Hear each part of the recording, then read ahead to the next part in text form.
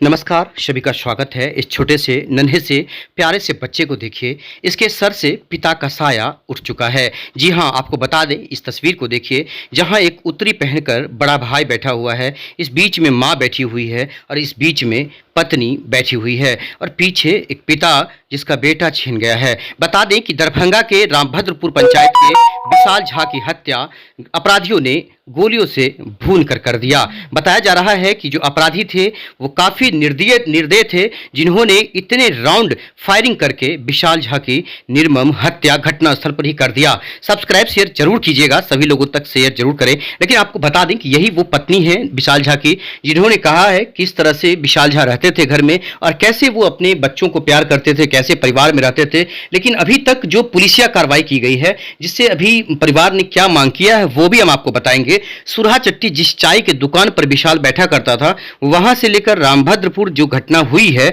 उस घटना स्थल तक कौन कौन विशाल के संग आया, क्या क्या हुआ, उस चाय की दुकान के पास क्या गतिविधि हुआ, तो इन सभी बातों पर परिवार ने मांग किया है। बहुत बड़ी बात बता दें कि जो विशाल झा था, उसकी हत्या करने के बाद घटनास्थल पर ही मौत हो गई थी। उसके बाद डीएमसीएच ले जाया गया था, लेकिन डीएमसीएच में मृत जो है डॉक्टरों ने घोषित कर दिया था। अभी तक पुलिसिया कार्रवाई अगर करें तो एक ऐसे व्यक्ति को गिरफ्तार किया गया है जो हमेशा विशाल के साथ रहता था और उसके ऊपर परिवार के लोगों ने भी आरोप लगाया है और उसके ऊपर पत्नी ने भी आरोप लगाया है। और पत्नी ने बताया जा रहा है कि डीएमसीएच में उसके साथ कुछ मारपीट भी किया था, जिससे कि पत्नी आरोप लगा रही थी कि तुम जब 24 घंटा विशाल के साथ रहते थे तो हत्या कैसे हो गया। तो बड़ी खबर आपको बता दें, दरभंगा जिला के रामभद्रपुर पंचायत से, जहां पर एक पत्नी जो अब विडो हो गई है, जिनका स्थिति आप देख सकते हैं, वो रो रो कर बुरा हाल है, अपने पति के इंतजार में काफी रो रही है। कहाँ गया विशाल, कहाँ गया जिसके एक छोटा सा नन्हा बच्चा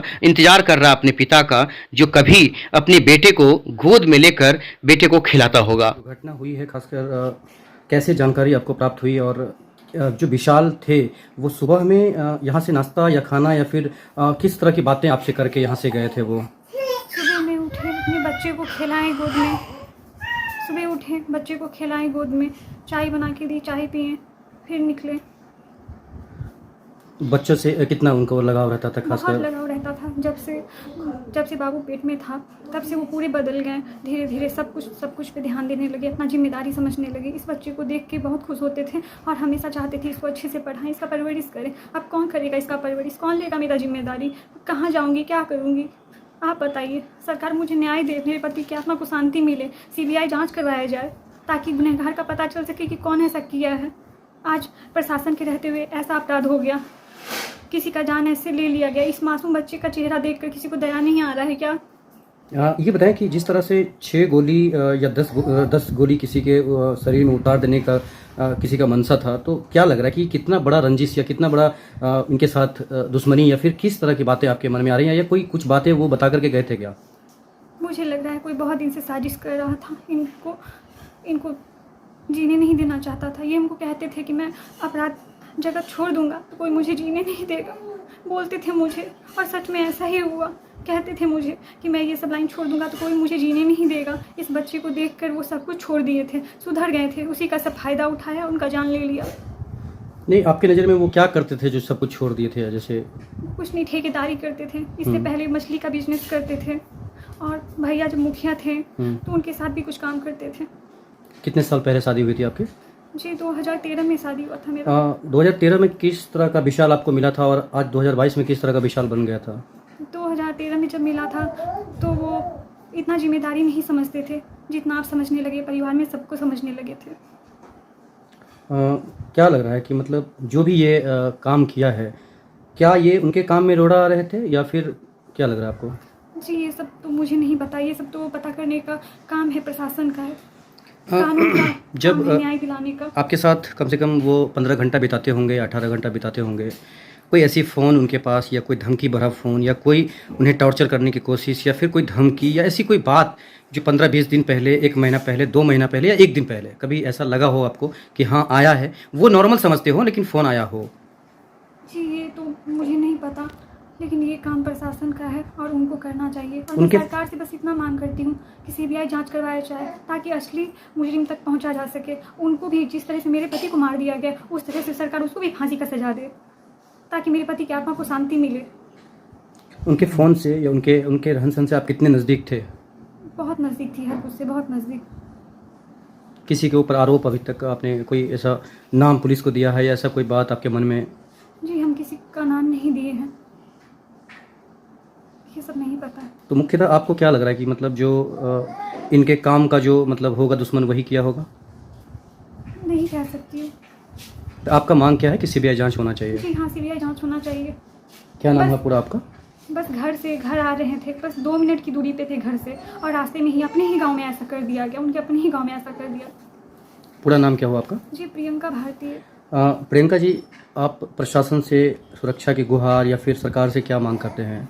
मैं सरकार से यही मांग करती हूँ कि मेरा ज़िंदगी आगे कैसे कटेगा, कोई हमको बताए, इस बच्चे का परवरिश मैं कैसे कर पाऊँगी, कोई मुझे बताए, क्या करूँगी मैं। ठीक है, अभी तक के जो पुलिस के तरफ से किया गया है, खुश हैं या और आपकी तरफ से कोई?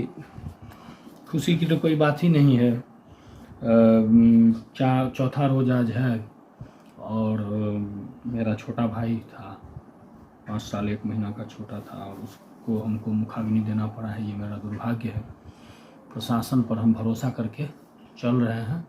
13 दिन तो हम लोग इसमें इंगेज रहेंगे, जो हिंदू धर्म में जो कर्मकांड होता है जिससे उसकी आत्मा को मुक्ति मिले। लेकिन आपके माध्यम से हम प्रशासन से आग्रह करते हैं कि गिरफ्तारी हो, और सही व्यक्ति की गिरफ्तारी करके इस पूरे मामले का उद्भेदन किया जाए। निर्दोष फंसे नहीं और दोषी बचे नहीं, यही हमारा मांग है, और हमको प्रशासन पर में भरोसा है। आपकी तरफ से जो केस दर्ज हुआ है, केस नंबर कितना दिया गया आपको? अभी तक देखिए, चूँकि उस दिन केस जो दर्ज हुआ तो हम लोग केस नंबर नहीं लिए, चूँकि हम लोग तो लग गए तुरंत, तो PMCH ले गए, उसके बाद उसका जो है सो पोस्टमार्टम किया गया, फिर अंत्येष्टि किया गया, और अभी हम लोग कोई आदमी मूव नहीं किए हैं। जरूर थाना अध्यक्ष पतोरोपी आए थे, अनुसंधान के क्रम में कुछ जानकारी हम लोग उनको दिए हैं, देखिए। और इसके बाद तो फिर केस नंबर मिलेगा ही। एक प्रिंस नाम के व्यक्ति का नाम आ रहा था कि गिरफ्तार किया गया है, फिर उसे छोड़ दिया गया, फिर से पतोरोपी के द्वारा उठाया गया, इस तरह की खबर आ रही है। तो और ये भी बताया गया कि विशाल जो मृतक है उसकी पत्नी की तरफ से उसे टारगेट किया गया हॉस्पिटल में, कि यही तो ये क्या मामला क्या है, ये सच्चाई इसमें कितना है? मामला इतना ज़रूर है कि मेरा भाई सुरहा चट्टी पर था, जो सुनने में आया है, और हम अपना भाई का मोबाइल जो है सो प्रशासन को उपलब्ध करा दिए थे। तो ये लोग कह रहा है कि लास्ट कॉल उसी लड़का का था, और बाद बाकी अनुसंधान का बात है। इतना ज़रूर है, चूँकि गांव और अनारकुठी के बीच में ये वाक़या हुआ है, ये नृशंस हत्या हुई है, तो कोई ना कोई नज़दीकी राजदार ज़रूर है जो मूल अपराधी से मिला हुआ है, जिसने इस घटना को अंजाम दिया है या दिलवाया है। बताया जा रहा है कि जो प्रिंस नाम का लड़का है, ये हमेशा उनके साथ रहता था, घर पे भी आना जाना था, हाँ, या फिर बहुत मतलब नज़दीक था। देखिए, तो वो हमारे ही गांव के एक व्यक्ति का एडॉप्टेड सन है। हाँ, और उसका पूर्व में भी कुछ रहा है, उस्मा मठ में भी एक घटना हुआ था। और ये तो अनुसंधान का बात है कि इस मामले में उसका कितना संलिप्तता है। लेकिन इतना ज़रूर है कि जो कोई 3, 4, 5 लोग मेरे भाई के साथ रहते थे, प्रशासन को हम लोग उनका नाम दिए हैं।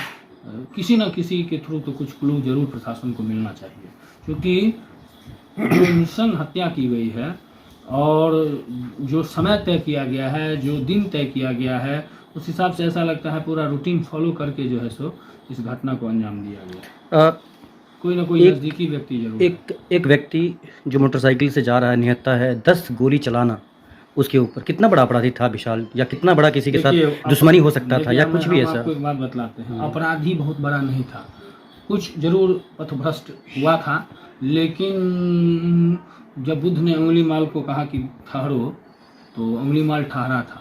तो समाज में उसका जितना मान है, हमारे गांव में जितना लोग उसको मानते हैं, वो बहुत ज़्यादा है, बहुत ज़्यादा प्यार उसको करते थे, वो लोगों की मदद भी करता था। किसी का कितना बड़ा दुश्मनी हो सकता है कि 10 राउंड गोली चलाना, मतलब? देखिए, हम आपको क्या बोले कि यही तो बात है कि किसी को कितना गुस्सा था, ये तो जो बहुत नज़दीकी आदमी होगा, जो उसके साथ उठता बैठता था, खाता पीता था, वो जानता होगा वो जो राजदार होगा वो जानता होगा कि आपको किससे ज़्यादा गुस्सा है, किससे ज़्यादा ये है।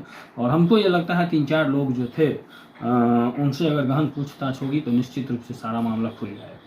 कहना चाहेंगे कि जहाँ वो बैठा हुआ था वहाँ से लेकर के घटना, आपके चैनल के माध्यम से एक बात मैं और रखना चाह रहा हूँ कि सुरहा चट्टी पर अगर मेरा भाई चाय पी रहा था तो वहाँ पर ज़्यादातर दुकान में CCTV कैमरा है। वहाँ से लेकर के अनारकुठी होते हुए और जहाँ घटना स्थल है वहाँ से जितना CCTV कैमरा का बढ़िया से विश्लेषण किया जाएगा, उसका टेक्निकल स्टडी किया जाएगा, तो हमको लगता है ये मामला सुलझ जाएगा और सही व्यक्ति पकड़ाएगा। कितनी देर से बाहर थे घर से उस दिन? देखिए बहुत देर से तो बाहर था ही नहीं। हाँ, हमको लगता है 11 बजे, 11:15 बजे वो गया है और 1:30-1:45 बजे तक का ये घटना घट गया है। मतलब 2 घंटा 2.5 घंटा में। फ़ोन करके कोई बुलाया था? ऐसा पता चला कि फ़ोन करके कोई सुरहा बुलाया चट्टी था? से रामभद्रपुर चौक पर बुलाया था।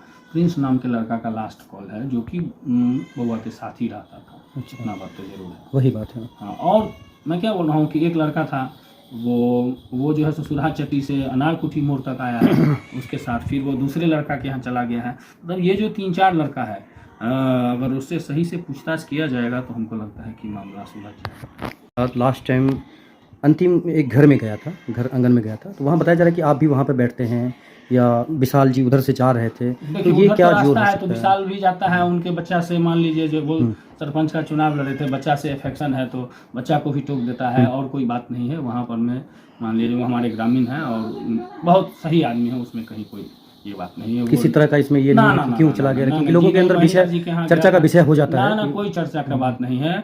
बगल में तो वर्तमान मुखिया का भी घर है, वो भी मेरा राजनीतिक शत्रु है। तो अभी तक तो मैंने उस पर भी आरोप नहीं लगाया है। इसीलिए पुलिस अनुसंधान करे इस मामले का और हम चाहते हैं कि पुलिसिया अनुसंधान में सही व्यक्ति को सजा मिले। ठीक है, थैंक यू। चलिए झगड़ा बर्तन बेसी